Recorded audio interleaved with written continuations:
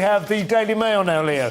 So families face a £1,000 a year bill for Labour eco-plans. Labour's bonkers green energy plans will drive up mortgage rates and make Britain more reliant on foreign oil and gas, ministers warned last night. And they're absolutely right. I mean, these things, subsidies to green energy companies are dressed up as, oh, we're saving the planet. Really, it's just a shakedown. So, I mean, Dale Vince, the boss of Ecotricity, he donated £1.5 million to the Labour Party.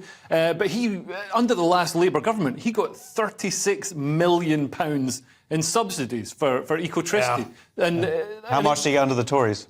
Well, and exactly, that would have continued. I don't have those figures. Well, Cameron was even more into this stuff, wasn't he? And this is why he's still donating to Labour. I mean, it's looking likely that Labour are going to get back in next year. And Keir Starmer, after receiving all this money, has said, "Oh, we're going to stop North Sea oil and gas." So he's taking out the competitors for green energy. I mean, this is basically it feels like a mafia shakedown. Yes, there is. I mean, this is the problem, isn't it? As it always happens in politics, 5 minutes after you've established a certain amount of legitimate argument for government intervention, subsidies become available, and a racket. It's a racket very, very quickly. It's very, very difficult to... There's a big thing going on in America, of course. They're pumping their economy. They're counting on this to kickstart their economy, the billions that they're putting into renewable energy sources and whatnot, and because they see it as a win-win. There's the two things I think are interesting from this article is, number one is that Starmer it says here, shows signs of wobbling